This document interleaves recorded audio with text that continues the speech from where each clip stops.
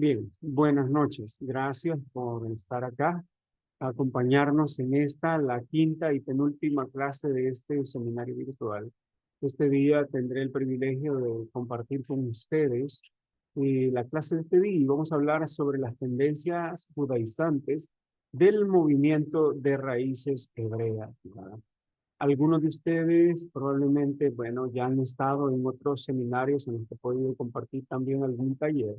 Mi nombre es Fernando Alvarado y soy el director de Pensamiento Pentecostal Arminiano, que organiza estos eventos. Hoy, pues, como dije, tendré el privilegio de poder compartir con ustedes esta clase.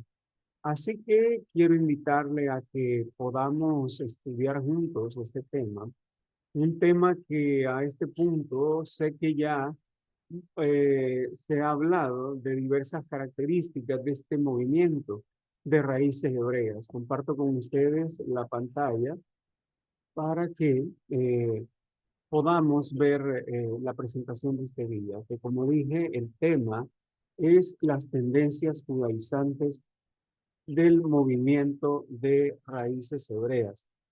Como todos sabemos, hermanos, y ya los maestros de las clases anteriores lo han expresado, este movimiento de raíces hebreas tiene características especiales que lo vuelven para nosotros como evangélicos hasta cierto punto una amenaza, ya que se infiltra dentro de nuestras iglesias. Hay iglesias que han sido totalmente afectadas. Acá en El Salvador, por ejemplo, no sé si en sus países, han habido iglesias de tipo pentecostal que han sucumbido completamente a las ideas del movimiento de raíces hebreas y han terminado abandonando la fe.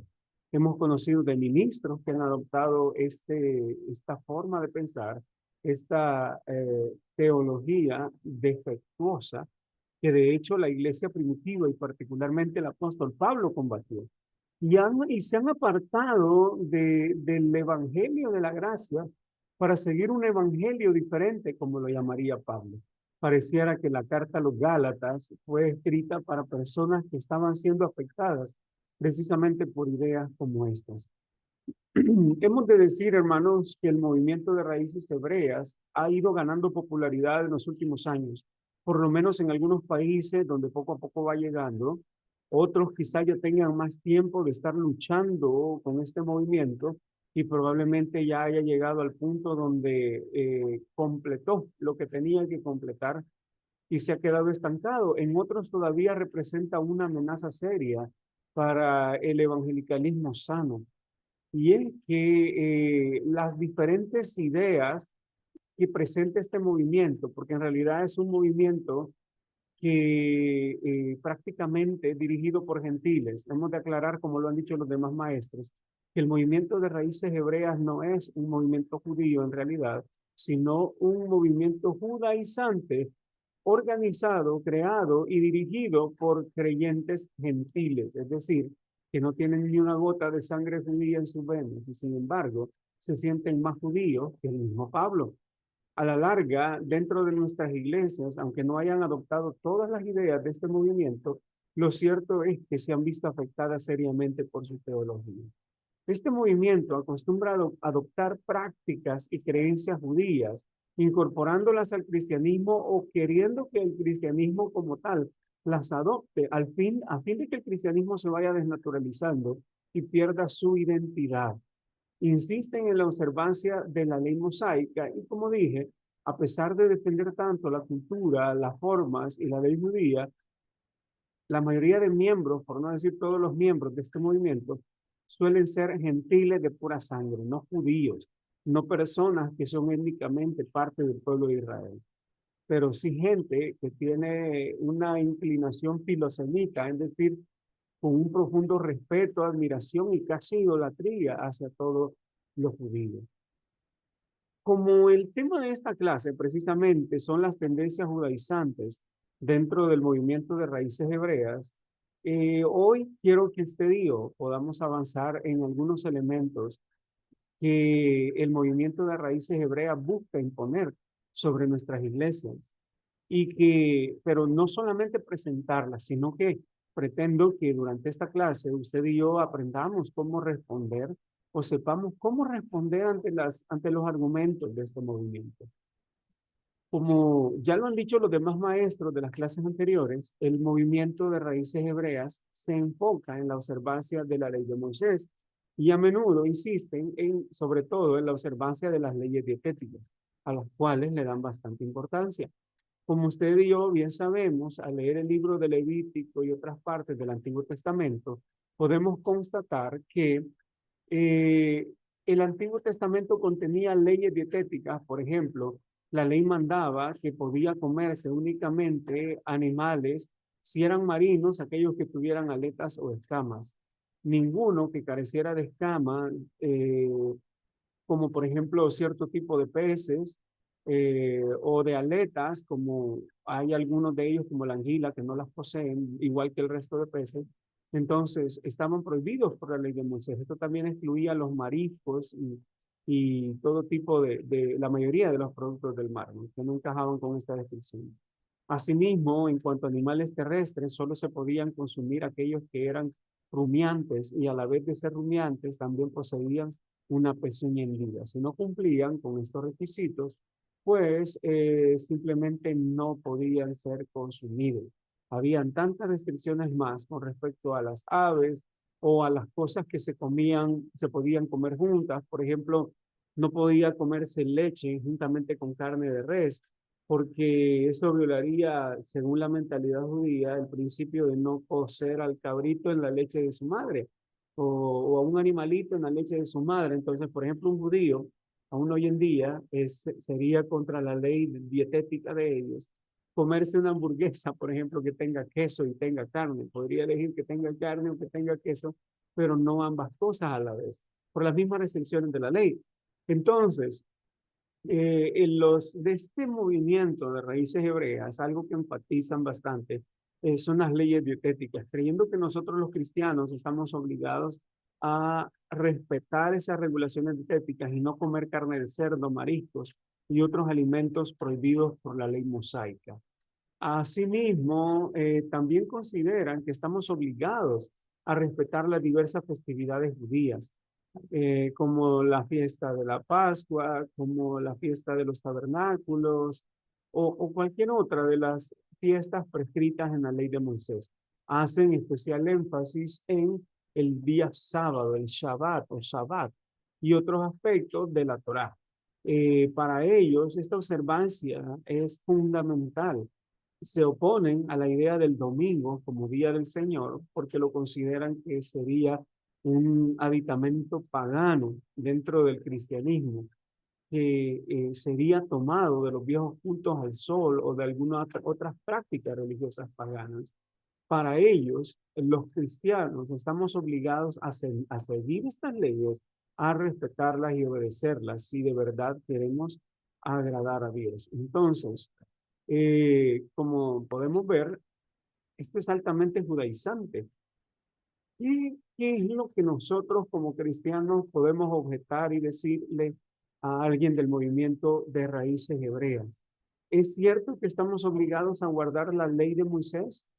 Bueno, debemos recordar y acudir a la palabra de Dios por respuesta.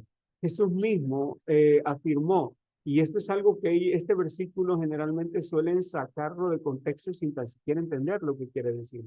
Cuando Jesús afirma que Él no vino a abolir la ley, sino a cumplirla, alguien del movimiento de raíces hebreas entendería que lo que Cristo está diciendo, y también podemos verlo en grupos como los adventistas del séptimo día, que utilizan el mismo argumento, y otros grupos legalistas, que afirman que Cristo no vino a abolir la ley, lo cual significaría que la ley sigue vigente y que Cristo solamente vino a ampliar su significado o a darle una verdadera interpretación, pero que la ley sigue vigente. Ahora, nosotros debemos recordar todas las implicaciones de la doctrina de la expiación de Cristo para poder dar una respuesta adecuada a esto. No debemos perder de vista que la vida, muerte y la resurrección de Cristo cumplieron las demandas de la ley y que por lo tanto al cumplir las demandas de la ley, todos los creyentes hemos sido liberados de el cumplimiento de esta. ¿En qué sentido? Para nosotros, la muerte de Cristo nos libra de esa obligación como Pablo lo dice en Romanos 10:4, que el fin de la ley es Cristo para justicia a todo aquel que cree. Sí, ciertamente Cristo vino, nacido de mujer, dice Pablo, y nacido bajo la ley, y cumplió la ley. Y a través de esa obediencia activa de Cristo a la misma ley de Dios, en Él, nosotros, como cuerpo de Cristo, como siendo uno con Él, al recibirlo como nuestro Señor, cumplimos con la ley de Moisés y por lo tanto dejamos de estar sujetas a ella porque el fin de la ley es Cristo y Él le dio un cumplimiento pleno. Cumplió aquellos elementos de la ley que necesitaban ser cumplidos, obedeció y vivió en obediencia perfecta a la ley de Dios y por lo tanto cumplió por nosotros todos los requisitos necesarios. Ahora, ¿qué hay con este requerimiento de ellos con respecto a los alimentos? Bueno, Jesucristo mismo debemos entender que él rechazó en cierta medida las regulaciones dietéticas judías. Si bien estas estaban vigentes hasta la muerte de Cristo y la entrada en vigencia del nuevo pacto, aún mientras el viejo pacto estaba vigente, cuando al Señor se le preguntó sobre lo que contaminaba ritualmente a alguien, el Señor Jesucristo habló y fue claro al decir que nada de lo que entra en el hombre desde fuera puede contaminarlo, porque no entra en su corazón, sino en el vientre y después se elimina.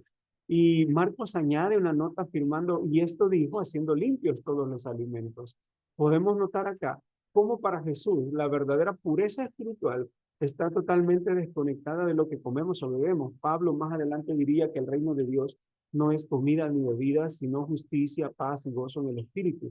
Entonces, tanto Cristo como Pablo concuerdan en que no estamos sujetos a regulaciones dietéticas algunas. Para el cristiano no hay alimentos prohibidos, por lo menos no ninguno que lo haga impuro ritualmente o indigno espiritualmente, nada que lo pueda contaminar espiritualmente porque lo coma. Y eso es algo que Jesús y Pablo dejaron bien marcado. Incluso en la visión que Pedro tiene en Hechos 10, nosotros podemos ver cómo del cielo desciende un lienzo lleno de animales que de acuerdo con la ley de Moisés se consideraban inmundos. Dice que había reptiles, los cuales eran prohibidos por la ley mosaica, y también bestias de cuatro patas que con garras, pero que no eran rumiantes. Y precisamente Dios mismo le dice a Pedro, Pedro, levántate, mata y come. Y Pedro acude a las leyes dietéticas para decir, no, Señor, yo nunca he comido nada que sea impuro o inmundo. Y Dios le responde terminantemente que lo que Dios ha limpiado, Él no lo llame común. Si bien el versículo tiene una aplicación o tenía un propósito claro de enseñarle a Pedro que los judíos, que los gentiles, al igual que los judíos, estaban incluidos en el nuevo pacto, eh, el punto también es evidente, ya que el Señor mismo le dice a Pedro que Él es el creador de todas las cosas. Ya la Biblia nos dice que de Jehová es la tierra y su plenitud. Por lo tanto, Dios lo ha creado todo y todo es bueno si se toma con acción de gracias, diría Pablo. Entonces, acá en el libro de los Hechos, la misma palabra del Señor reafirma que los alimentos ya no están restringidos por las leyes mosaicas. No solo los gentiles tienen inclusión, sino que también las viejas leyes han sido sí excluidas y esas regulaciones que marcaban a Israel, incluso a través de sus alimentos, marcaban una de las diferencias con los gentiles, ahora ha sido quitada de en medio y todo ha sido santificado. Ahora bien, bueno, hablábamos ya de ese detalle, ¿verdad? De cómo realmente estos son permitidos ahora. En el mismo libro de Hechos, en el capítulo 15, nosotros encontramos la famosa resolución del Concilio de Jerusalén, donde luego de enfrentarse a judaizantes, recordemos que esto de los movimientos judaizantes no es nada nuevo. Esto ha existido desde la época de la iglesia primitiva y siempre ha sido una amenaza contra el evangelio. Ya en los primeros días de la iglesia, en los días de Pablo, él tuvo que luchar contra este grupo de personas que, siendo judíos de nacimiento, querían imponer su cultura, su manera de entender la ley y sus prácticas culturales, incluyendo las regulaciones dietéticas, y también la circuncisión como requisito para todos aquellos que quisieran entrar en el nuevo pacto. Entonces, Pablo entra en conflicto con ellos, eso da de hecho paso a la escritura de libros como la epístola a los Gálatas, que abordan el tema de los judaizantes, y entra en conflicto con ellos. Al final, el caso es llevado a los apóstoles en Jerusalén y ellos deben tomar, hacer la iglesia en Jerusalén, la iglesia madre, llevan a ella el caso para que se decida qué es lo que se va a hacer en esa situación. Luego de discutir el tema de si los gentiles deben o no guardar la ley de Moisés, el concilio de Jerusalén toma una decisión y ellos dicen, ¿verdad? Que los gentiles no deben guardar la ley de Moisés y no deben circuncidarse. Únicamente se les pide que se abstengan de comer cosas sacrificadas a los ídolos, de la fornicación, de comer carne de animales que han sido estrangulados o mal desangrados, o de comer sangre o animales ensangrentados, ¿verdad? Y aún si lo observamos cuidadosamente, todas estas cosas tienen que ver con aspectos idolátricos en los cuales ellos mismos podrían poner en apuros o servir de tropiezo para sus hermanos judíos. Simplemente también acá hay una petición para considerar la conciencia de otros. Pero se le dice que los judíos no están, que los gentiles, perdón, no están obligados a guardar la ley de Moisés. Aparte de eso, ya las leyes dietéticas nunca más vuelven a ser mencionadas en el libro de Hechos ni en ninguna de las epístolas como un requisito necesario o algo que deba ser obligatorio para los creyentes. Entonces, Pablo mismo habla acerca de esto en Colosenses 2 del 16 al 17, donde nos dice, por tanto, nadie os juzgue en comida o en bebida, o en cuanto a días de fiesta, luna nueva o días de reposo, todo lo cual es sombra de lo que ha de venir, pero el cuerpo es de Cristo. Entonces, para Pablo es absurdo que un creyente juzgue a otro por lo que come o lo que bebe. Esto elimina por completo cualquier pretensión del movimiento de raíces hebreas que afirmen que los cristianos están obligados a guardar primero las regulaciones dietéticas. Segundo, Pablo habla de días de fiesta, lo cual implica que tampoco estamos obligados a guardar las festividades judías como Pentecostés, como la Pascua o como cualquier otra de las fiestas que ellos tengan. Ya no estamos en la obligación de guardarlas. Ahora, este mismo principio lo notamos en Gálatas cuando Pablo nos habla de que la justificación es por medio de la fe, por gracia, por medio de la fe, que no depende de la ley. De hecho, Pablo mismo llega a decir que hemos caído de la gracia si deseamos justificarnos por la obediencia a la ley. En Romanos 14:14, algo mismo que puede ser utilizado para los alimentos, Pablo dice, yo sé y confío en el Señor Jesús, que nada es inmundo en sí mismo. Pero para el que piensa que algo es inmundo, para él lo es.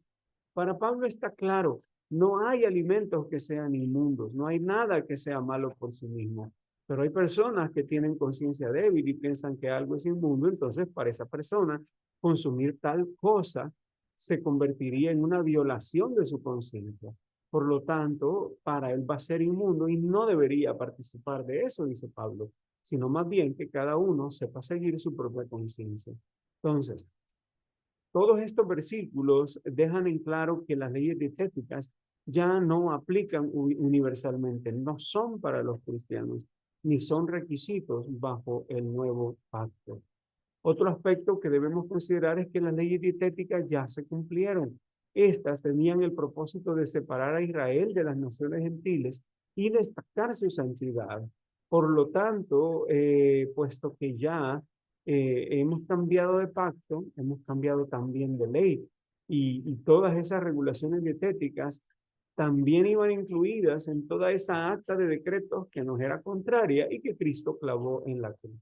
Ahora Cristo ya rompió la barrera que nos separaba entre judíos y gentiles y ha creado una nueva identidad, ya no basada en esas costumbres o prácticas o en regulaciones dietéticas o cuestiones exteriores, sino más bien en la ley del Espíritu, una identidad basada en Cristo mismo. Entonces, este aspecto de los alimentos y las festividades es algo bien importante, que como dije, el movimiento de raíces hebreas destaca, pero que nosotros como cristianos somos llamados a no aceptar, pues no es válido, pues no es verdadero, y de hecho contradice la libertad que nosotros tenemos en Cristo. Quisiera saber, hermanos, si alguien que antes de continuar, alguien tiene alguna pregunta sobre lo que hemos visto hasta este momento, sobre este factor de respeto a la ley mosaica que el movimiento de raíces hebreas busca imponer. ¿Alguien tiene alguna pregunta o comentario? ¿O continúo? Sí, buenas noches. ¿Escuchan? Sí. Sí, hermano Daniel. Yo tengo una sola duda con eso, con respecto a lo que dice el libro de los Hechos, justamente en el Concilio de Jerusalén. Ujú. Hay dos cosas que quedan digamos, en stand-by, ¿no? Y es comer sangre y no recuerdo, y no recuerdo cuál es la otra, porque no tengo el texto acá a mano. Pero son Estaba dos, fornicación, el comer lo eso, sacrificado a los ídolos, la sangre y lo ahogado. sí, la sangre de los ahogados. Eso, en la zona donde yo vivo, se acostumbra mucho a comer la sangre de los corderos. Una vez que se faenan los corderos, se recoge la sangre y se hace una especie de gelatina y, digamos, la preparan con algún otro tipo de aderezo y se la comen y después luego se cuaja, queda como gelatina y luego se la comen. Entonces, mi pregunta es esa, o sea, eso es hoy día, podría ser tomado también como una, entre comillas, prohibición, recomendación. ¿Cómo podemos eh, tomar esos dos elementos que quedan ahí del convenio que se hizo en Jerusalén? Ujú, muy bien. De hecho, hermano, podemos ver acá que de lo que estamos hablando es de una prohibición incluso cultural. El mandato era simple, la ley de Moisés no obligaba a los cristianos. Sin embargo, el Concilio de Jerusalén decide en un espíritu irénico, tratando de buscar la paz entre ambas partes, dice, los gentiles no deben circuncidarse ni guardar la ley. Sin embargo, queremos pedirle a los creyentes gentiles que van a vivir en contextos donde hay hermanos judíos, para quienes a esto pueda representar piedra de tropiezo, que se abstengan de estas cosas, ¿verdad? Hace una lista de cosas, algunas de ellas tienen que ver con alimentación. Evidentemente la fornicación no está en cuestionamiento. Pablo mismo repite este mandato de llevar una vida pura. Yo creo que eso nadie lo cuestionaría. Sin embargo, las otras cosas tienen que ver con aspectos más culturales, aspectos más de respetar la conciencia del otro. Por ejemplo, dice que se abstengan de lo sacrificado a los ídolos. Sin embargo, Pablo más adelante en una de sus epístolas dice que un ídolo nada es en el mundo y que no importa si yo como carne de lo que dice, de todo lo que se les ofrezca en la carnicería, cómanlo, porque del Señor es la tierra y su plenitud. Y todo lo que había en la carnicería del imperio romano en general, todo era previamente sacrificado y ofrecido a los ídolos. Entonces él dice, ni siquiera pregunten, recuerden que solo es carne. Entonces, pero si ustedes saben que su hermano viene y les dice, miren, eso fue ofrecido a los ídolos, mejor ya no se lo coman para no ponerle piedra de tropiezo. Es lo mismo que está buscando el Concilio de Jerusalén. Lo malo es sí, no es la carne es carne, no es bueno o malo dejar de comerla. Eso es cuestión personal y de conciencia. Pero acá el Concilio de Jerusalén está buscando que no haya conflicto con los judíos. ¿Es la carne que ha sido ofrecida a un ídolo verdaderamente mala, satánica en sí o prohibida? ¿O sigue siendo solo carne que puedo comer? Jesús nos diría, no es lo que entra en el hombre lo que lo contamina, sino que lo que sale de él. Porque lo que entra en el hombre pasa al estómago y luego va a la letrina, me he echado fuera. Entonces, lo mismo aplicaría para eso. Por eso Pablo dice más adelante, todo es bueno, todo si se recibe en acción de gracias, pero si van a servir de tropiezo para esto, mejor yo no como carne nunca. Entonces, viene ahí esta parte con respecto a lo sacrificado a los ídolos. Luego va a la cuestión del ahogado. Sangre y ahogado a la larga terminan siendo la misma cosa. ¿Por qué? Porque cuando habla de no comer sangre, recordemos que en la ley de Moisés establecía y los judíos creían que la vida del hombre estaba y de todos los animales también estaba en la sangre.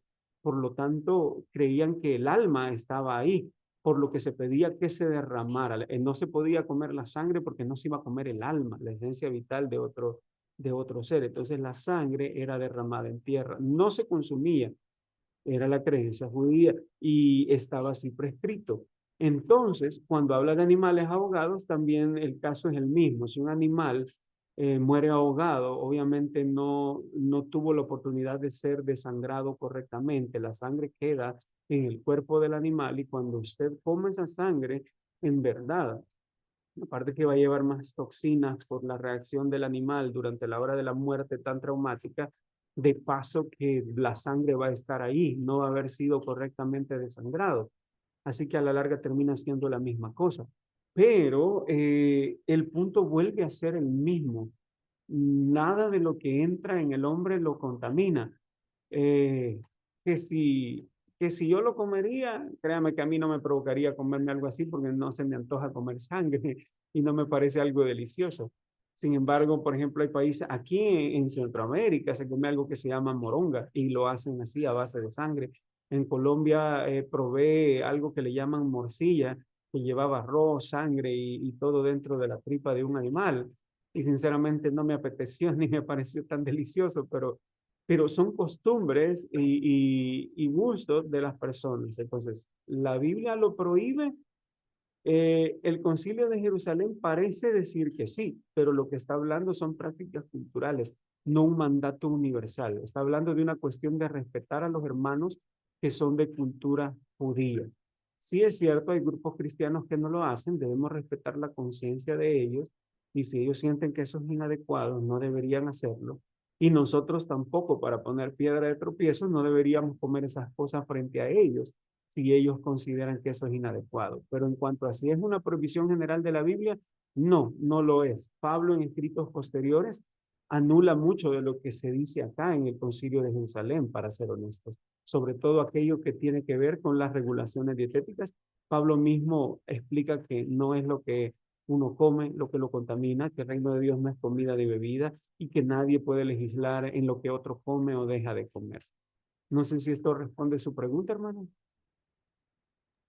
Sí, sí, veo un tema bien, bien de fondo en realidad, y que de alguna forma también los hermanos por tiempo también se enseñó así, de que debieran abstenerse de, no solo por el gusto o por el mal gusto de la preparación de ese elemento, sino que igual lleva un componente, entre comillas, ciertos de prohibición, como se extractaba o se extracta del libro de los Hechos, ¿no? Pero es cuestión de tener una buena comprensión y una buena exegética, pero es difícil cuando eso está arraigado, digamos, arraigado en la cultura, Sí. también es complejo, ¿no? Pero, en fin, me aclara la situación. Sí, definitivamente es muy complejo y en algunos círculos evangélicos bastante delicado. Entonces, la clave está en entender el contexto de todo esto, el propósito y también de respetar la libertad cristiana y la conciencia de otros. El punto, debemos recordar que todas estas prohibiciones dietéticas ya se cumplieron en Cristo, ya no estamos obligados a ellas. Y otra característica, otro elemento judaizante, más allá de las regulaciones dietéticas, más allá de las festividades judías o de guardar el día sábado, los judaizantes del movimiento de raíces hebreas tienden a enfatizar el uso de los nombres hebreos para Dios. Prefieren no utilizar ni siquiera la forma Dios, los cuales ellos a menudo equiparan con el nombre Zeus y dicen que se deriva de ello y que por lo tanto la palabra Dios es pagana y no deberíamos utilizarlo, sino referirnos a como Elohim o usar el nombre Yahweh o Yahvé. Y que para hablar de Jesús no deberíamos decir ese nombre, que también es pagano. sino utilizar el nombre Yeshua en hebreo. Asimismo, pues, rechazan todas aquellas traducciones de la Biblia que utilizan esas palabras Dios y Jesús. Y han creado muchos de ellos, o algunos grupos del movimiento de Raíces Hebreas, han patrocinado la creación de Biblias eh, a su estilo, judaizantes, que han cambiado, aún en el Nuevo Testamento, esas palabras que nunca hubo hebreo ahí, pero ellos le ponen hebreo y sustituyen los nombres según a ellos les parece conveniente. No tiene ningún respaldo en ningún manuscrito, sus traducciones no son académicamente válidas, no han sido realizadas por expertos, sino simplemente son versiones viciadas, fraudulentas, algunas de ellas muy fraudulentas, pero el punto de todo esto es que en ningún momento la Biblia nos ordena que nos refiramos a Dios solo utilizando el nombre hebreo. De hecho, hermanos, la Biblia nos dice que Dios no está limitado a una lengua específica. Nosotros podemos ver que en el Antiguo Testamento, sí, Dios dice que Yahweh es su nombre y que por él será conocido por todas las generaciones. A menudo ese versículo es utilizado por los del movimiento de raíces hebreas para decir que Dios siempre debe ser llamado Yahweh y no utilizar ningún otro nombre que no sea así. Sin embargo, ellos olvidan que nombres que se aparecen en la Biblia hebrea, el Antiguo Testamento, nombres como el Shaddai, el Dios Todopoderoso, o incluso el término Elohim, que ellos utilizan en vez de Dios, son términos que ni siquiera son netamente hebreos, sino que también fueron tomados como préstamos de otras lenguas semíticas más amplias que el mismísimo hebreo. Entonces, como que caen en el absurdo por desconocimiento, por ignorancia o simplemente por obstinación. En el Nuevo Testamento que fue escrito hebreo, jamás a Jesús le dan el título el nombre de Yeshua. En vez de eso se utiliza Jesús, de donde se traduce nuestro nombre Jesús, ¿verdad? De hecho, la culpa de que existe el nombre Jesús la tienen los mismos judíos, por lo cual se vuelve absurda la crítica del movimiento de raíces hebreas. ¿Por qué? Recordemos que la Septuaginta, que es la versión del Antiguo Testamento, eh, eh, fue traducido del hebreo y del arameo a la lengua griega, la realizaron los mismos judíos y ellos mismos utilizaron esa palabra Jesús para referirse a Josué en el Antiguo Testamento. Recordemos que Josué y Jesús son el mismo nombre en realidad, ¿verdad? Solo es diferente idioma. Entonces, fueron los mismos judíos los que tuvieron la culpa de esto. Y ellos, siendo judíos, de verdad no vieron ningún problema en utilizar una transliteración de un idioma a otro. Ahora vienen los del movimiento de raíces hebreas, que no son ni judíos ni nada por el estilo, a decirnos que eso es incorrecto, cuando fueron los mismos judíos los que terminaron dándole forma a esta costumbre o utilizando esos nombres. Entonces, hay un gran detalle. Hechos 2 no solo remarca el día del Pentecostés y nos habla de ese milagro de hablar en lengua, sino que también tiene algo más que decirnos.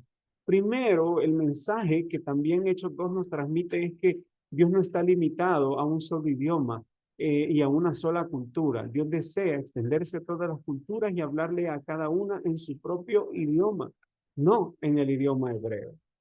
Pentecostés también nos indica eso, el deseo de Dios de abarcar toda cultura, que el evangelio es inclusivo, que el evangelio ya rompe con ese exclusivismo judío. En Apocalipsis 7:9 nosotros vemos esa gran visión donde gente de toda tribu, lengua, pueblo y nación adora a Dios según su cultura. Y esta diversidad pues nos dice algo más en contra de esta práctica del movimiento de raíces hebreas. Debemos recordar que el enfoque bíblico no está en la pronunciación del nombre.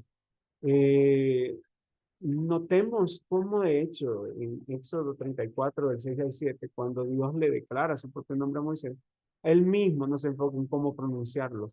De hecho, hoy mismo muchos ni siquiera saben cuál fue la pronunciación original, por lo cual otra vez el argumento del movimiento de raíces hebreas cae en el absurdo. Eh, Cristo mismo utilizó otros términos genéricos, no necesariamente el nombre Yahweh para referirse a Dios. Le llamaba Abba y él mismo utilizó el término Teos. al cual los del movimiento de raíces hebreas le tienen tanta fobia y que buscan no usar porque lo consideran una palabra pagana. Jesucristo mismo utilizó esta palabra. Entonces, y es la palabra que los escritores de los evangelios y también de las epístolas utilizaron para referirse a Dios, el Padre. Entonces, lo que la Biblia recalca no es como yo llame a Dios, si le voy a decir el nombre en hebreo, si voy a decir Yahweh o voy a decir Jehová o Jehová o cualquier otra variante según el idioma. Jesús nos enseñó que la verdadera adoración no tiene nada que ver con el lugar donde adore, ni con los ritos que emplee, ni con la lengua en que haga las cosas, sino que es en espíritu y en verdad la adoración que es verdaderamente aceptable. El idioma o la pronunciación no afecta la autenticidad de nuestra relación con Dios. Incluso en la lengua hebrea, los judíos de origen sefardí no pronuncian el hebreo igual que los judíos askenazíes. La pregunta sería, ¿cuál sería el hebreo que Dios aceptaría? ¿Cuál sería la forma correcta? ¿El sefardí o el askenazí? ¿Quién estaría deshonrando a Dios por no pronunciarlo bien? Si realmente la pronunciación y el nombre fueran lo que importara o el idioma en que se diga ese nombre. Entonces, básicamente, este es otro absurdo del movimiento de raíces hebreas. Y vamos con esto, la circuncisión como señal de fe. No todos los grupos del movimiento de raíces hebreas caen en este error. Algunos de ellos entienden las claras amonestaciones de Pablo contra circuncidarse. Otros lo que hacen es descartar a Pablo y consideran que Pablo se desvió de la fe y que por lo tanto sus escritos no deben ser considerados. Ese es el mismo argumento que utilizan los musulmanes, quienes para afirmar que Jesús era musulmán y los apóstoles también satanizan a Pablo viéndolo como un apóstata que tergiversó el evangelio y por lo tanto lo rechazan porque chocaría frontalmente con muchas de sus creencias. Lo mismo hace el movimiento de raíces hebreas. Al Pablo ser tan directo y ser antijudaizante, es el blanco de muchos de estos movimientos, quienes tienden a descartar los escritos de Pablo o buscan reinterpretarlos de una forma más conveniente para su creencia. Entonces, muchos de ellos sí se circuncidan obedeciendo Génesis 17, pero no todos lo hacen. Ahora, ¿cuál sería nuestra respuesta? Bueno, primero, debemos de decir que la justificación es por la fe, no por obras de la ley. Y la circuncisión, ciertamente, era el distintivo de alguien que vivía bajo la ley. Si la ley ha sido abrogada, entonces no tiene por qué sobrevivir el sello o la puerta de entrada al viejo pacto, como era la circuncisión. Ahora, en Romanos 4, del 9 al 12, Pablo destaca que la justificación no tiene nada que ver con ritos exteriores, no tiene nada que ver con estar circuncidado o ser incircunciso. Es cuestión de fe en Cristo. Somos justificados por la fe únicamente. Por lo tanto, la circuncisión sale sobrando. Es ahora la circuncisión del corazón la que sustituye la circuncisión física. Pablo mismo dice en Romanos 2, 28 al 29, que el judío ya no lo es el que es exteriormente. Y con exteriormente Pablo se refiere a la circuncisión, la señal externa de que alguien era miembro del pueblo del viejo pacto. Ya no es lo que se hace en la carne, dice Pablo, ya no es esa circuncisión, sino la del interior, la del corazón, la que hace el espíritu, aquella que no se fundamenta simplemente en leyes. Ahora, en Cristo Jesús, ya la circuncisión no tiene ningún valor. En Gálatas 5:6, Pablo dice, porque en Cristo Jesús ni la incircuncisión vale algo, ni la circuncisión ni la incircuncisión, sino la fe que obra por amor. Una vez más, la circuncisión es presentada como algo que ya caducó. Y en 7:19, más terminantemente de 1 Corintios, dice Pablo, la circuncisión nada es, y la incircuncisión nada es, sino igualdad los mandamientos de Dios. El énfasis está en vivir una vida de obediencia, no en ritos externos una vez más.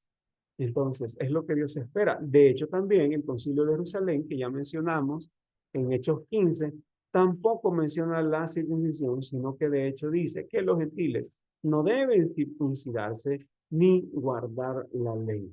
De manera que todo esto ha sido abrogado y no estamos bajo la obligación, bajo ninguna obligación de guardar la ley y mucho menos la práctica de la circuncisión.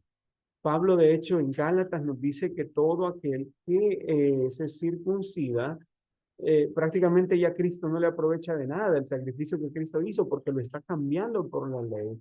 Es más, él dice que todo aquel que se circuncida está obligado a guardar la ley. Esto es así porque la circuncisión era el sello o el principio o el rito externo de entrada al pacto de la ley. Entonces, Pablo dice que de Cristo nos separamos, que hemos caído de la gracia si nosotros nos circuncidamos y creemos que guardar la ley es lo que nos va a garantizar la salvación. Por lo tanto, hermanos, depender de la ley o practicar ritos como la circuncisión contradice el evangelio de la gracia de Cristo. Es más, en Efesios 2 del 14 al 15, se nos dice que Cristo, nuestra paz, ya hizo tanto de judíos como gentiles un solo pueblo, que esa barrera de separación que era la ley fue abolida en la carne. Toda dice la ley de los mandamientos expresados en ordenanzas. Fueron clavados también con Cristo en la cruz y caducaron. De manera que ya han sido abolidas en Cristo todas esas distinciones externas. Toda la carta de los Gálatas, queridos hermanos, es un gran argumento teológico en contra del movimiento de raíces hebreas. Pareciera que va dirigida a gente como ella, que se infiltra, como ellos que se infiltran en las iglesias cristianas para ir cambiando sus prácticas, sus costumbres. Y miren, hemos visto iglesias de denominaciones aparentemente sanas, que han ido adoptando este tipo de prácticas del movimiento de raíces hebreas y han terminado en apostasía total, abandonando el cristianismo o predicando un evangelio totalmente diferente. Pero, sin embargo, esta advertencia es también para el movimiento de raíces hebreas.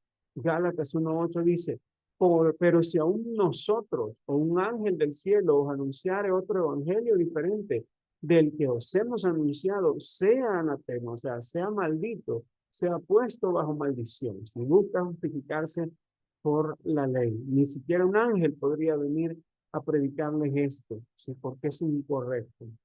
Entonces, recordemos, no estamos obligados a la práctica de la circuncisión, como tampoco a ningún otro elemento de la ley mosaica.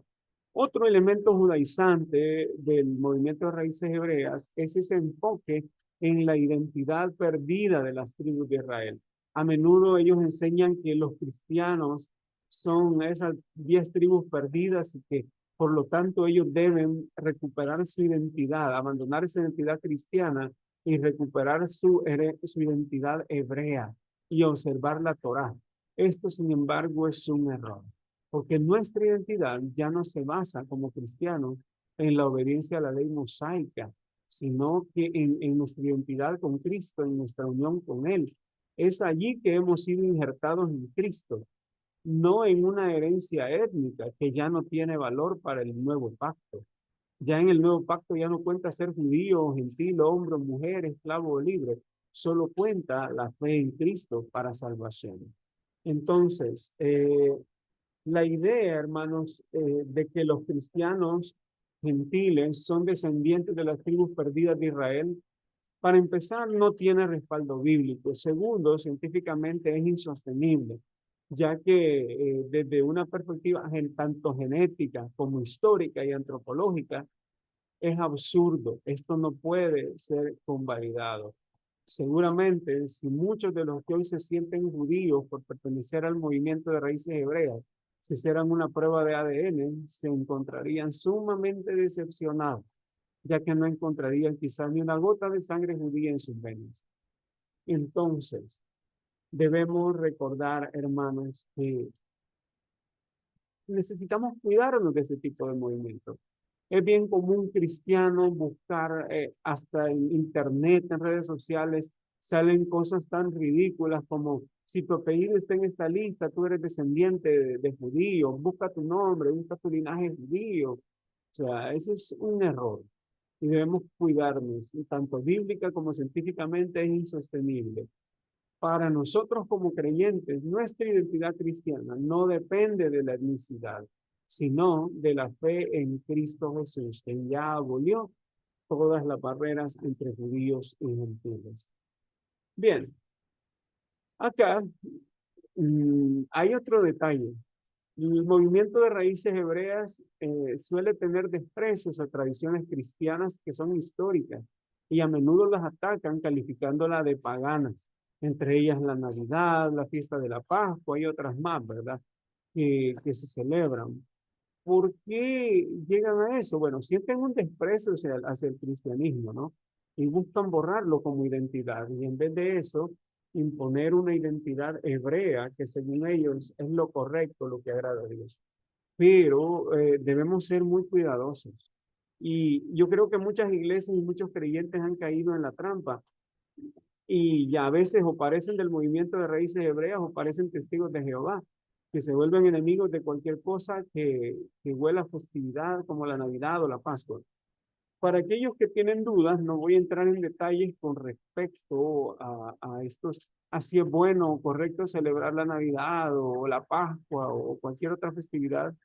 No voy a entrar en detalle, pero quiero recomendarle estos tres libros del hermano Justo González. Él es historiador y teólogo y él aborda acá, con evidencias históricas, cómo surgió la práctica de la Navidad, cómo el domingo llegó a ser el día de adoración cristiana y cómo surgió la costumbre de celebrar la Semana Santa. Le invito a que usted pueda leer estos libros para que tenga una perspectiva correcta. Va a hallar una base bíblica, una base histórica, una base patrística en las páginas de estos libros que le van a ayudar a formarse una perspectiva sólida. Se los recomiendo, son libros muy baratos. Probablemente no le salgan ni $30 en los tres, así que recomendadísimos, son buenísimos. Finalmente, otro de los aspectos que el movimiento de raíces hebreas busca imponer es el uso de vestimentas y símbolos judíos. Hemos visto cómo algunas iglesias, hasta para la ordenación de sus ministros, han adoptado el uso del talit o manto de oración, y en realidad, incluso cuando vemos representaciones artísticas de Jesús, o cuando nos imaginamos de aquella mujer que dice que tocó el manto de Jesús, la gente se imagina como usando talit. Sin embargo, en la época de Jesús eso no se utilizaba. Esa es una innovación que surgió más tarde en el tiempo, mucho después de la época de Jesús. Los tzitzit o los flecos, eso sí era algo mandado por la ley de Moisés, pero el manto de oración, al cual luego se le añadieron los tzitzit, bueno, eso es una innovación relativamente reciente dentro del judaísmo, ¿verdad? No, no es algo que haya existido en los tiempos bíblicos para empezar. Lo mismo podríamos decir de otras prácticas. Ahora bien, vemos cómo muchas iglesias cristianas incorporan menorás, estrellas de David, banderas de Israel en los púlpitos, otros incluso ropa al estilo hebreo para sus danzas hebreas, en fin, un sinfín de prácticas que no tienen nada que ver con el cristianismo, sino con la identidad judía y que por lo tanto son ajenos a nuestra fe y no nos pertenecen. Es lo que se llama apropiación cultural. Cuando tomamos un símbolo que no nos corresponde y lo utilizamos de una forma diferente para la cual es. Ahora, ¿cuál sería el problema con todo esto, con el uso de símbolos? Bueno, hay varias razones, tanto teológicas como doctrinales y prácticas, para no caer en este error. La primera, hermanos, es que Cristo cumplió la ley y el sistema ritual judío. Por lo tanto, ¿por qué yo tendría en una iglesia que estar celebrando algunas ceremonias al estilo judío o buscar que el cristianismo imite las prácticas del judaísmo, cuando sabemos que fue precisamente el judaísmo el que terminó rechazando a Jesús? Entonces, y que de hecho es un pacto que a través de toda la epístola a los hebreos nosotros podemos ver cómo ha caducado, cómo apenas era la sombra de lo que había de venir. Cristo cumplió la ley y por lo tanto el sistema ritual judío ha sido cancelado. Usted no necesita tener una bandera de Israel en el púlpito para agradar a Dios. no necesita tener menorá, ni estrella de David, ni poner danza hebrea en su iglesia, porque eso no es esencial, no es necesario, ni es parte de la adoración cristiana. El nuevo pacto que ahora vivimos reemplaza todos los signos del antiguo pacto. Y el estar usando símbolos hebreos, símbolos judíos en la iglesia puede causar confusión teológica dentro de nuestros mismos miembros y exponerlos al sincretismo, a judaizar o a alguna otra herejía que los seduzca. Debemos ser claros y no incorporar elementos de judaísmo dentro del cristianismo. Esto se llama sincretismo y no es agradable ante Dios combinar una creencia bíblica con algo de otro tipo. Ahora, debemos recordar también que el mensaje del Evangelio es universal. Cuando nosotros caemos en estas prácticas de utilizar shofares, menorás, símbolos judíos, que no estoy diciendo que sea pecado, puede tener lugar para una clase, para un sermón, donde se quiere ilustrar un punto, pero jamás deberían ser elementos permanentes de nuestra adoración, porque no estamos predicando a un Dios tribal judío, estamos predicando al Dios de toda la tierra, no estamos predicando cultura judía, estamos predicando el Evangelio. No exaltamos la cultura judía por encima de ninguna otra cultura. Reconocemos que el Evangelio es universal y cada cultura es importante y valiosa a los ojos de Dios. Además, corremos el riesgo de caer en idolatría ritualista. Hay creyentes que alguien podría ofender a Jesucristo y no dicen nada, pero si ofenden a Israel o un símbolo judío, usted va a ver a ese cristiano convertirse en su enemigo o actuar hasta violentamente o insultando a otros. Finalmente, esto puede promover la división. Hermano, le hacemos daño al evangelio cuando caemos en este tipo de prácticas. ¿Cómo percibiría, por ejemplo, si nosotros tenemos nuestra iglesia llena de símbolos judíos y llega una persona musulmana interesada en el evangelio y luego ve esa casi idolatría hacia Israel? Muy probablemente no se va a sentir identificado con el evangelio y lo va a rechazar de entrada, innecesariamente, simplemente porque nosotros no supimos usar los símbolos de forma adecuada, ¿no? Entonces, seamos cuidadosos en esta área. Voy terminando acá.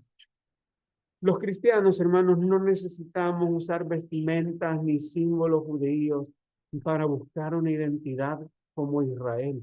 Ya somos el Israel de Dios. Cristo hizo de ambos pueblos uno solo, pero nunca mandó que los cristianos se volvieran judíos, que judaizaran o que practicaran la cultura judía. Todos los símbolos del judaísmo eran sombras de lo que había de venir. ¿Por qué querríamos tenerlos todavía? Los creyentes tenemos ya todo lo necesario. Así que el movimiento de raíces hebreas, en conclusión, merece ser rechazado porque contradice las enseñanzas bíblicas sobre la suficiencia de Cristo. Porque si yo pongo la ley como requisito, entonces Cristo no es suficiente para salvarme. Él necesita una ayuda y esa ayuda es mi obediencia a la ley. Entonces, debemos recordar todos esos elementos y evitar cualquier cosa que distorsione la fe cristiana o que mezcle creencias y prácticas de otra religión con el cristianismo. Hemos sido llamados a la libertad, no a adoptar ninguna práctica cultural judía. Así que, como dice Juan, si el Hijo los libera, serán ustedes verdaderamente libres. Así que no caigamos en la esclavitud de andar guardando nuevamente la ley. No dejemos que nos seduzca ese amor que tenemos por Israel como cristianos. No dejemos que se vuelva en idolatría. Y no dejemos que ese amor nos vuelva presas fáciles de los practicantes del movimiento de raíces hebreas. Entonces, mis queridos hermanos, no sé, llegamos acá al tiempo de preguntas y respuestas. Hermano Gregorio, dígame. Buenas noches, Dios les bendiga. Amén. Bueno, excelente ponencia. Dios les bendiga. Los felicito. Amén. Mi pregunta está en cuanto a que, bueno, con estas citas y todo este contenido bíblico y la explicación, nosotros podemos defender la causa ante los judaizantes. El asunto es que si ellos descartan los escritos de Pablo, descartan estas escrituras. Y bueno, prácticamente una conversación que tuve con uno dijo, bueno, ustedes tendrían que haber arrancado el libro de Gálatas para poder justificar lo que tiene, sí, porque no tiene sentido lo que predica si tiene eso. Ajá. Es como nosotros podemos trabajar en función de rescatar gente que se haya ido con las raíces hebraicas, si no aceptan estas cosas como verdades. Ujú. Sí, eso es verdaderamente complicado, pero creo que deberíamos empezar previniendo que caigamos en este error, formando bien a nuestros miembros en nuestras iglesias. Y luego creo que quizás sería más fácil alcanzar a aquellos que apenas están recién convertidos a las ideas del movimiento de raíces hebreas, ya que todavía tienen en su mente cierto respeto por las escrituras. En última instancia, si van a rechazar los escritos de Pablo, ciertamente no pueden rechazar las mismísimas palabras de Jesús, donde él habla ampliamente de que él ha cumplido la ley, de que todos los alimentos son puros y otros detalles. Entonces, eh, la verdad es que podemos desafiarlos e invitarlos. Ok, usted descarta a Pablo. ¿Por qué descarta a Pablo? Muéstreme las razones bíblicas y teológicas por las cuales usted considera que los escritos de Pablo no merecen ser considerados inspirados cuando la iglesia primitiva y la iglesia de todos los siglos los consideró inspirados. ¿Cuáles son sus argumentos? Generalmente van a quedar desarmados y no van a hallar más razón que el hecho de que contradicen nuestras creencias, por lo tanto no los aceptamos. Entonces, al final terminan disparándose ellos mismos en el pie, reconociendo que no tienen ningún argumento válido. Y desafiémoslos a eso, a que nos muestren a partir de la historia, a partir de la misma Biblia, del resto de escrituras que ellos sí conocen y respetan, que Pablo estaba equivocado. Y ciertamente van a encontrarse con un verdadero dilema. No sabrán responder de forma bíblica e inteligente ni con pruebas fidedignas ante esto.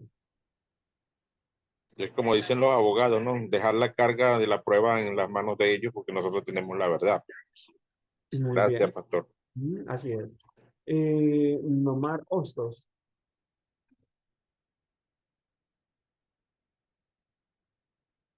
Díganos, hermano Nomar. Puede hacer Buenas su... noches, mi hermano. Dios me le bendiga. Amén. Mi pastor, después de estas 5 semanas que hemos estado aquí escuchando argumentos teológicos,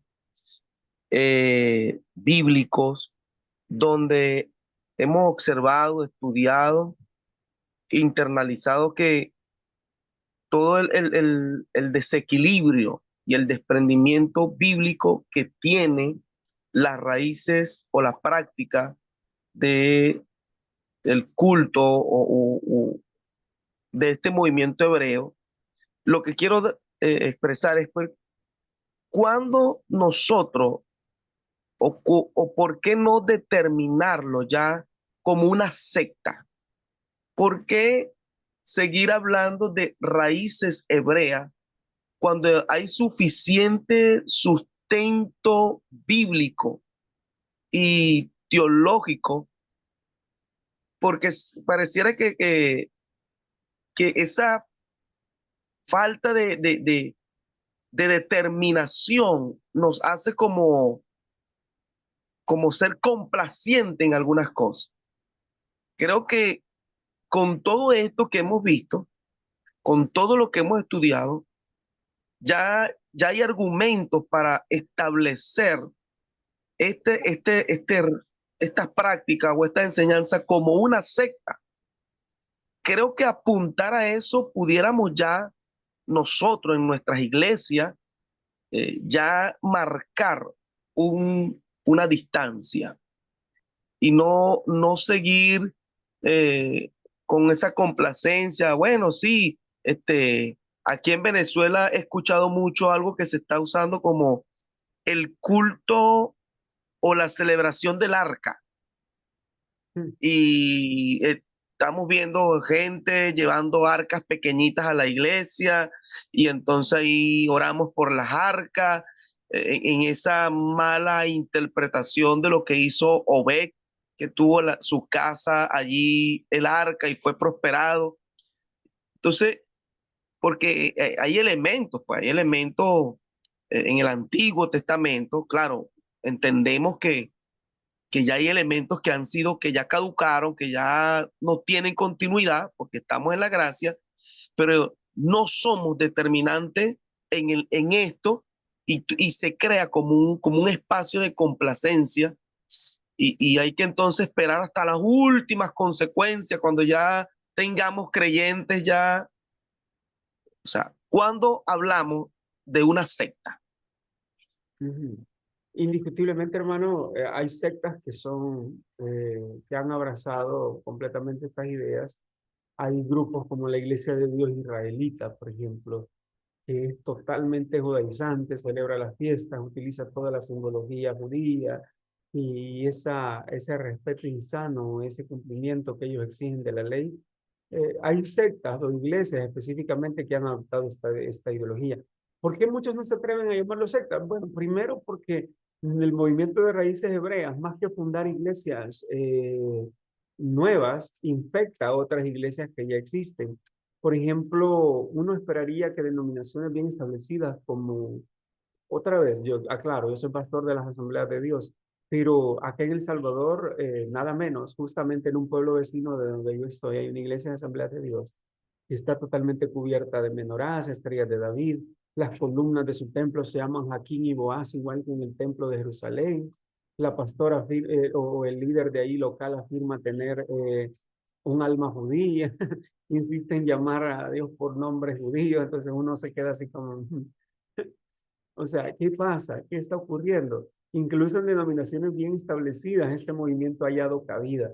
Y hay iglesias que de forma independiente, más allá de lo que su denominación enseñe, o si su denominación se opone incluso, porque la Asamblea de Dios se opone a este tipo de cosas, pero van e infectan congregaciones locales y les meten este tipo de ideas. Entonces, por eso es que es bien difícil llamarlo secta, porque no forman un grupo independiente, sino que andan infectando a otros como si fuesen una peste. Pero ciertamente es una herejía y eso debemos decirlo claramente. El movimiento de raíces hebreas es un cúmulo de herejías y sincretismo y cosas que no tienen nada que ver con el evangelio de la gracia. Hermano Jorge Vallas. Amén, amén, mi pastor, gracias. Por aquí para Dios le servirle bendiga. Venezuela. Saludos hasta Venezuela, hermano. Un fuerte abrazo. Dios le bendiga, hermano Fernando. Solamente la preguntita sería, ¿cuáles son aquellas razones, por qué razón Pablo, este movimiento de las raíces hebreas, rechazan las enseñanzas de Pablo, ¿verdad? ¿Cuáles son las razones por qué lo rechazan a Pablo? Tiene que tener sus bases bíblicas, ¿verdad? Ahí saludos hasta Tejutla, hermano, le bendiga. Amén, hermano. La verdad de las cosas, hermanos, es que si lo rechazan es por mero prejuicio, por el hecho de que Pablo fue bien directo para atacar a los judaizantes. Toda la epístola de los Gálatas es un ataque directo contra básicamente todos los argumentos que utilizaría alguien del movimiento de raíces hebreas, la práctica de la circuncisión, el intento de obligar a los creyentes a guardar la ley, etcétera, etcétera.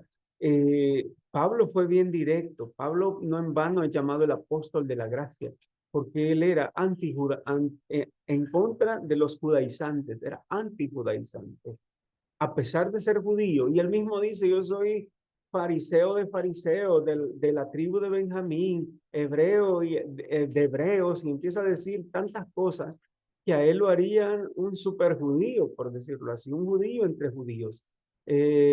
Ahora bien, eh, él mismo, a pesar de sus mismas bases y su origen como fariseo, él entiende que todas estas cosas han caducado en Cristo y por lo tanto él las rechaza y las ataca. El movimiento de raíces hebreas ve en Pablo un enemigo formidable porque Pablo, siendo judío, se opuso a todos los mismos argumentos que hoy ellos utilizan.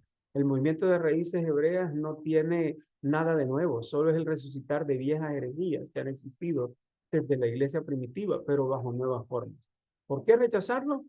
Porque va en contra de su doctrina simplemente, porque Pablo atacó sus puntos de vista. Base bíblica para rechazar los escritos de Pablo no tienen absolutamente nada, ninguna base bíblica para rechazar las palabras de Pablo, porque los mismos apóstoles reconocieron la validez del ministerio de Pablo. Incluso Pedro en una de sus epístolas habla de esto diciendo que algunos tuercen las palabras de nuestro hermano Pablo, dice igual que las otras escrituras. Pedro mismo le da a los escritos de Pablo el título de escrituras también, ya en esa época. Entonces es interesante ver cómo los otros apóstoles reconocían la validez del ministerio y el carácter inspirado de los escritos de Pablo, pero el movimiento de raíces hebreas no lo hace, o por lo menos algunos sectores, porque hay sectores dentro del movimiento de raíces hebreas que sí los aceptan, incluso le dan hasta el nombre hebreo a Pablo, le llaman Rash Saúl, y prefieren venerarlo como un rabino que en su manera torcida de entender los escritos de Pablo, según ellos les apoya. Lo que hacen es reinterpretar. Entonces, algunos lo rechazan de plano y otros simplemente lo judaizan y terminan torciendo sus palabras, dándole un significado totalmente diferente al que Pablo quiso darle. Entonces, es más bien, eh, es más bien obstinación, necedad y falta de conocimiento teológico y ese deseo de defender un argumento antibíblico, lo que hace que el movimiento de raíces hebreas se oponga a Pablo y a sus escritos. Bien, entonces, creo que ya no hay más preguntas, o sí, hermano Daniel. No sé si me escuchan, ¿sí? Sí, Ok. No sé si tiene que ver, pero es el tema con respecto a que hoy día los evangélicos aceptan todo lo que Israel hace. Es decir, el tema de la guerra, el tema de los muertos, la guerra con los países árabes, y no importa lo que haga, en los términos que sea, siempre sigue siendo el pueblo de Dios y por lo tanto como que no importa. Entonces, yo creo que no, yo creo que como pueblo ellos van a tener que dar en algún minuto también una cuenta, van a tener que responder, porque tienen una identidad que va más allá o de toda la interpretación, entre comillas, espiritual en asociación del mundo, el mundo cristiano angélico en relación al pueblo de Israel como tal. No sé si me explico lo que quiero preguntar. ujú.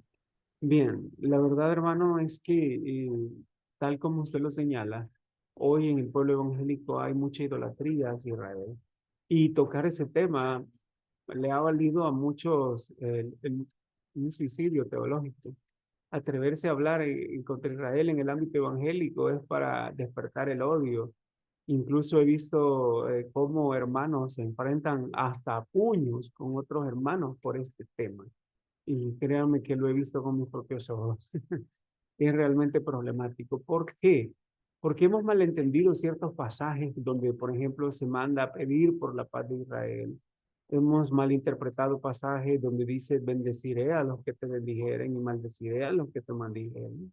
Eh, Tantas cosas. Se nos olvida que, como dice Pablo, ahora por causa del Evangelio o en relación con el Evangelio, ellos son enemigos. ¿Sí? Se nos olvida que Pablo dice que ellos fueron desgajados del árbol del olivo por su rebeldía y que están temporalmente rechazados. Sin duda creemos que Israel va a ser restaurado un día, pero mientras tanto, ahora el pueblo que representa a Dios sobre la tierra es la iglesia, no Israel. Ellos son ahora una rama que ha sido cortada del árbol natural, del olivo. Y no debemos caer en idolatría. No debemos justificar todo lo que Israel hace, porque la Biblia nos dice que es bendito el que te bendijere. Eso se aplica, ese es el pacto de Abraham y es la promesa dirigida específicamente a Cristo, la simiente de Abraham. Es Cristo el que es bendito. Entonces, debemos ser muy cuidadosos en este detalle, hermanos. Amemos a Israel, no debería haber ni un solo cristiano que no amara a Israel. Ellos son en cierta medida nuestros hermanos mayores en la fe, porque antes que nosotros fuésemos adoptados como hijos de Dios, ellos eran el pueblo de Dios y habían recibido las promesas. Eso no lo cambia a nadie. Y ese llamado y esa elección de Dios es irrevocable para Israel.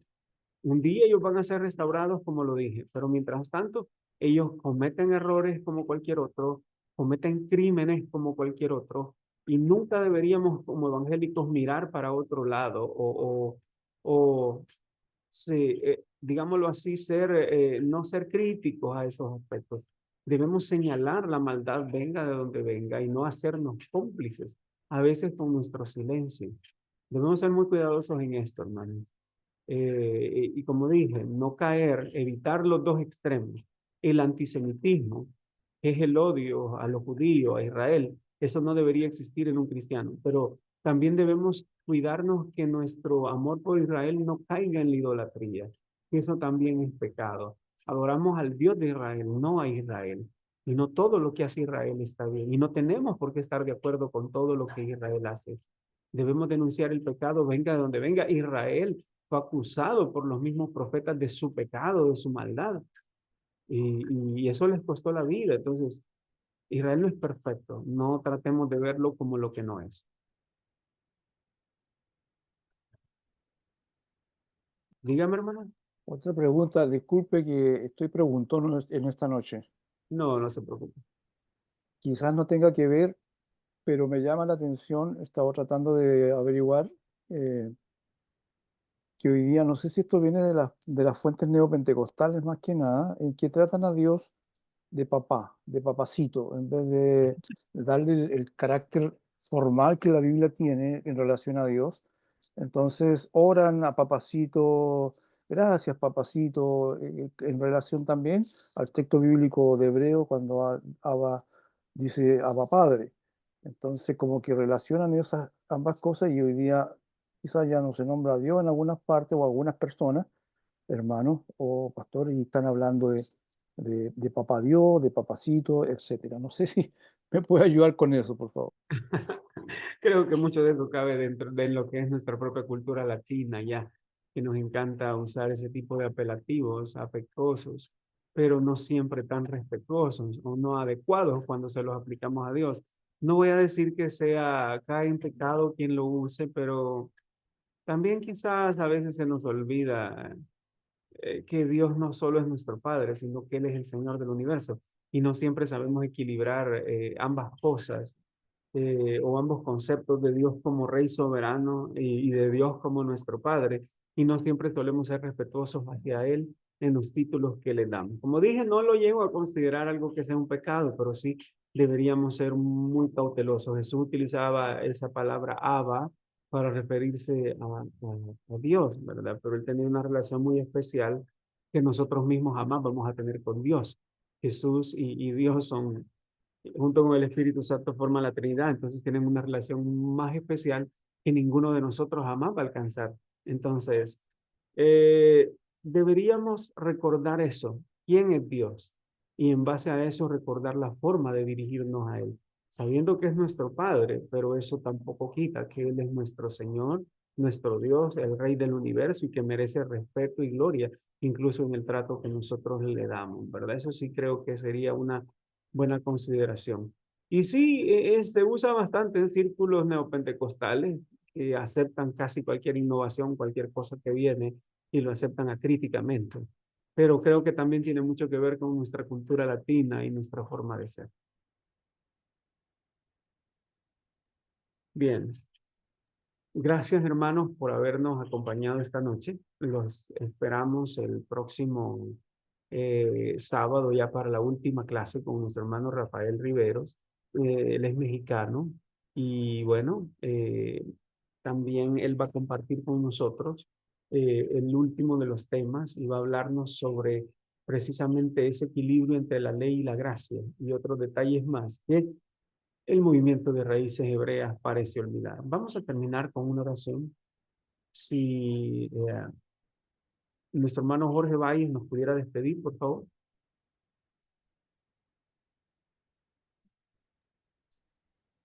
Amén, hermano, está bien. Señor, te damos gracias, Señor, por esta hermosa noche, Padre, que tú nos permitiste poder aprender un poco, Señor, para tener cuidado con estas corrientes, Padre, que han venido a afectar a tu iglesia. Dalos agudeza para que podamos discernir, Dios mío, esta corriente que tanto daño le está haciendo a la iglesia, Padre, pero te pedimos, Dios, que tú nos ayudes y nos des sabiduría de tu palabra en estas enseñanzas, que tú, Señor, has permitido a varios maestros poder prepararnos. Ayúdanos, Señor, y gracias por este día que hemos recibido esta enseñanza y que la última que falta también podamos nosotros aprender. Así que gracias, Señor, por esta noche que nos permitiste poder estar escuchando estas enseñanzas. Gracias, Señor. Amén. Amén. Dios les bendiga. Muchas gracias, hermano Jorge. Que el Señor les bendiga. Que tengan una muy bonita noche. Nos vemos el próximo sábado. Amén. Dios me les bendiga. Bendiciones. Amén.